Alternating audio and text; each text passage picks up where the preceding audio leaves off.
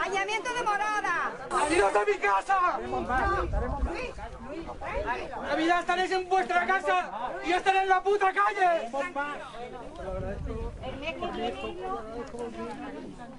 La sensación del desahucio es una cosa que yo no se la deseo a nadie, ni a mis peores enemigos, quizá, como dice la frase, ¿no? Es una sensación de impotencia, es una sensación de que no puedes hacer nada, de que estás luchando contra el gigante y bueno, rabia, odio, desesperación, noches sin dormir, noches sin muchos nervios, o sea, es una situación que ni yo mismo me lo imaginaba meses atrás. Y esta es la habitación principal, que también son 85 metros, el piso... Me contabas que os separasteis, ¿no? Claro, por cuestiones de dinero me tocó que alejarme de la familia, no me quedaron sino los recuerdos ahí en la pared. Y esperar nada que nos lo quiten, mira, o sea, amoblado y todo, al traste todo, ¿sabes? Uno lo amuebla con la intención de que se va a quedar con él mucho tiempo, pero las cosas fallaron y yo considero que no fue por parte nuestra.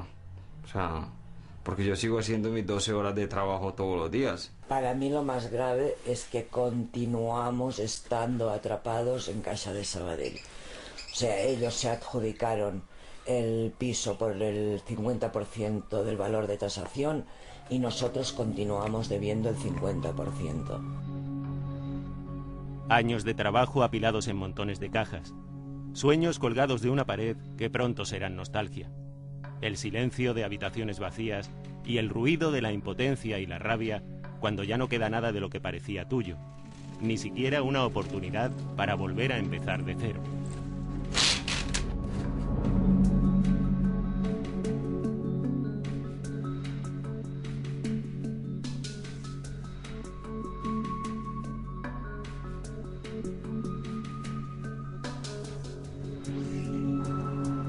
Ante el impago de una hipoteca, la ley española permite que el banco pueda adjudicarse la casa por la mitad de su precio si no hay comprador en la subasta, además de poder seguir reclamando a la familia la deuda restante de por vida.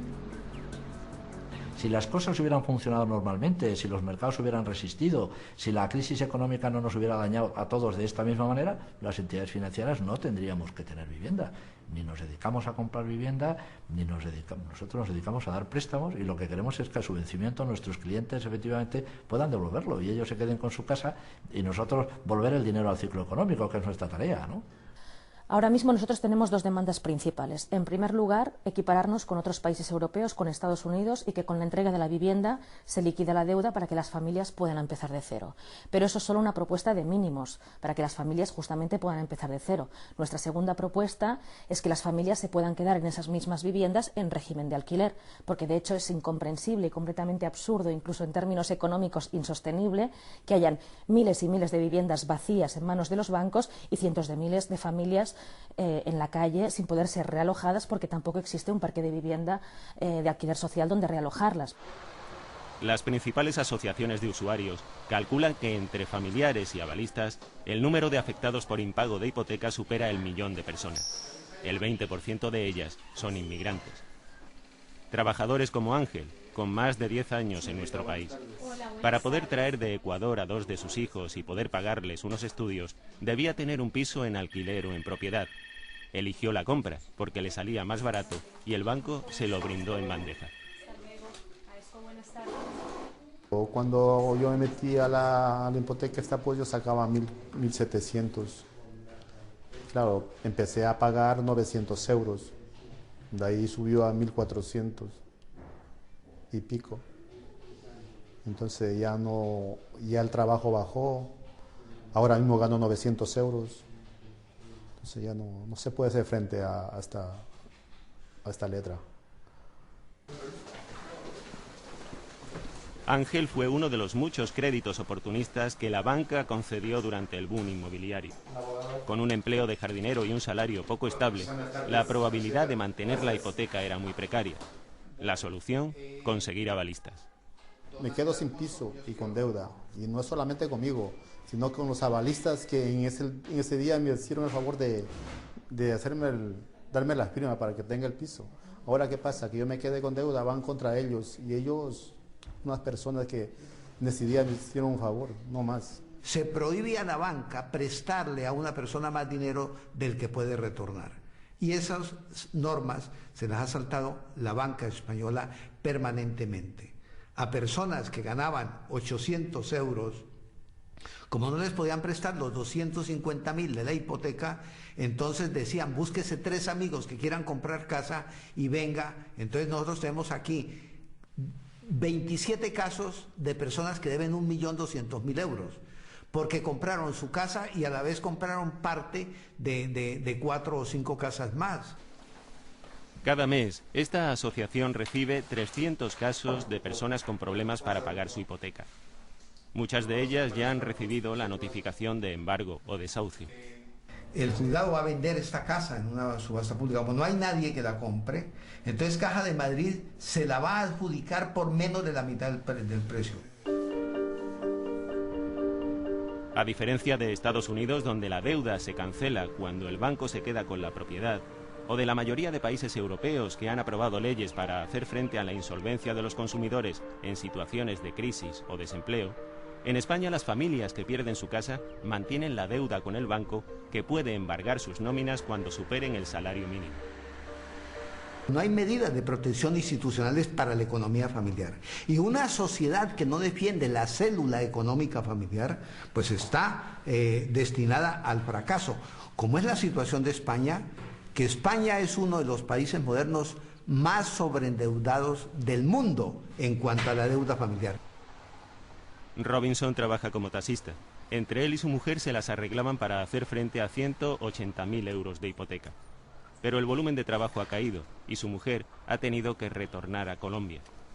Cuando empezaron los problemas, el mismo banco le dio tarjetas de crédito para que pudiese hacer frente a la deuda con un interés del 24%. Buah, hasta coche me querían poner en la puerta de la casa nuevo y todo, ¿sabes? El día del crédito, ya te digo, hasta si quieres coche te ampliamos el crédito y nada, yo considero que fui prudente, pedí el crédito de la casa y 10.000 euros más para hacer una reforma que era lo único que le hacía falta al piso, pequeña, y el resto de endeudamiento ha sido a base de poder cubrir las cuotas que he ido tirando de las tarjetas. Durante los años de burbuja inmobiliaria, muchos promotores que también se lanzaron en tromba a la venta de inmuebles como este, situado en Badalona, han tenido que renegociar sus créditos y rebajar los precios en un 40% para salvar la inversión. En el otro lado, decenas de miles de familias decidieron sobreendeudarse porque había un conjunto de políticas como la desgravación o las cotizaciones de los pisos que animaban a la compra. Hasta ahora gracias a Dios cambió la normativa hipotecaria y de tasaciones, los bancos tenían sus propias tasadoras. Entonces cuando un banco quería dar crédito, porque le interesaba dar crédito, porque sabía que iba a cobrar muchos intereses, el director del banco llamaba al tasador y decía, oye, aquí tasame un 20 más porque he de dar más importe de hipoteca, porque a este cliente le tengo que dar el 100% más los gastos. Y habían tasadoras que tasaban por encima del valor real de lo que valían las cosas. Claro, ahora ese cliente no puede pagar y su vivienda vale no ese 20 que le han dado de más, sino otro 30 más que ha bajado del mercado. Eso ha supuesto la ruina de muchas familias. No se produce ninguna posibilidad de ejecución de la hipoteca sin que previamente haya habido cantidad de relaciones, de tratar de solucionarlo. Le voy a aportar un dato que seguramente que será revelador de lo que estoy diciendo. A pesar de la profundidad de nuestra crisis económica, solamente, y digo solamente en relación a la dureza de la crisis económica, el 2,5% de los préstamos destinados a vivienda presentan morosidad. Hay bancos y cajas que ante el riesgo de no poder perseguir la deuda o de quedarse una casa que no podrá vender a buen precio, acceden a refinanciar la hipoteca. Pero estas situaciones no son frecuentes. Expertos y asociaciones afirman que en la mayoría de los casos las entidades están actuando judicialmente contra el mismo cliente al que antes dieron todo tipo de facilidades. Desde el 2007 hasta ahora se han puesto en marcha 230.000 ejecuciones hipotecarias. Caixa Tarragona, la entidad que ha desahuciado a este hombre, ni siquiera ha respondido a nuestra llamada. A Lluís apenas le quedan 15 días para tener que abandonar esta casa que compró hace 8 años en la Bisbal del Penedès. Bueno, sí, en casa se está sacando todo porque si no se lo quedan, sí. Si no el banco se lo queda.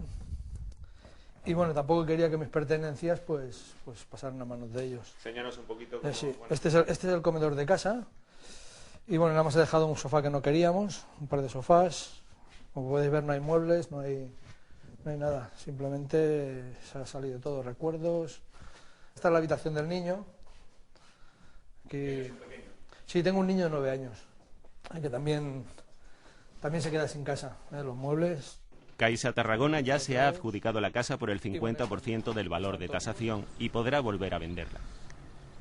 Lluís, un mecánico de motos en paro desde septiembre de 2009, solo cobra los 426 euros de ayuda familiar con los que se mantienen él y su hijo, pero tendrá que seguir haciendo frente a una deuda de 100.000 euros.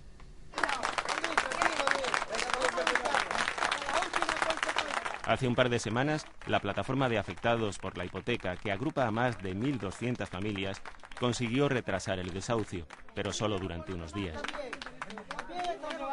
Y aquí ha habido un fraude generalizado, porque con todo esto ha habido gente que ha hecho un negocio redondo. Las entidades financieras han hecho un enorme negocio y lo siguen haciendo hoy en día, los notarios han hecho un gran negocio, las tasadoras han hecho un gran negocio, y ahora todos estos agentes no están pagando ni una pequeña parte de la responsabilidad de esa locura colectiva. Y en cambio la parte más vulnerable, la más débil, la gente trabajadora que se ha quedado en el paro, es la que ahora tiene que cargar con todas las responsabilidades.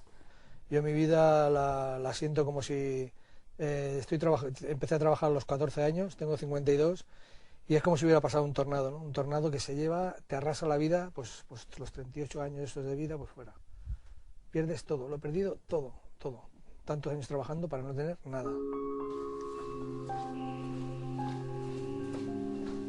A la espera del procurador y de los agentes judiciales que volverán a presentarse en unos días, Lluís ha empaquetado su vida en unas cuantas maletas. Ha donado a Cáritas todo lo que no podrá llevarse y se ha instalado en esta caravana que le han dejado hasta que encuentre otro lugar donde vivir. Menos que nada es lo que le queda a esta pareja y sus 3 hijos, que ahora viven de prestado en un pequeño piso que les ha conseguido una amiga. En abril de 2005 compraron un piso en Lleida por 340.000 euros. Entonces tenían una situación económica saneada y un trabajo prometedor que luego se fue al traste con la crisis.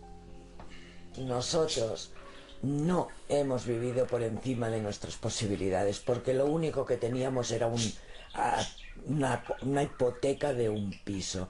Pero es que si hubiéramos cogido un piso de alquiler, hubiéramos tenido que pagar más de lo que nos costaba la hipoteca. O sea, simplemente la vivienda era nuestra vida, nuestros hijos es nuestra vida. Si eso es vivir por encima de tus posibilidades, pues...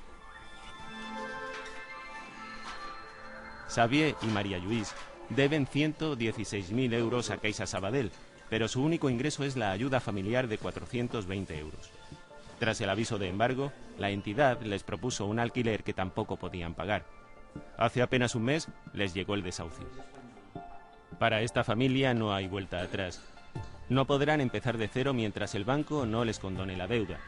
Algo que, según nos han dicho responsables de la entidad, estarían dispuestos a hacer si recuperan las pérdidas con la venta de la casa. Cuando empiezas con estas situaciones, empieza con la culpa, tú no puedes pagar, te has portado mal, te entra depresión. Bueno, todo eso lo tienes que superar. Se me han quedado el piso, a ver, lo que más me ha fastidiado es que han apartado a mis hijos de una maravillosísima escuela, de sus amigos, de su hermano mayor que se ha quedado en Lleida, de su cuñada, que quieren muchísimo, pero a mí como persona no me ha dado la gana de que me hundieran. En poco tiempo, el paro ha hecho estragos en familias que se sentían a salvo en una burbuja hecha de préstamos, ilusiones y unos altos intereses. Personas que creyeron que el derecho a la vivienda era algo más que un sueño inalcanzable y que nunca imaginaron hasta qué extremos podía llegar el contrato que firmaron.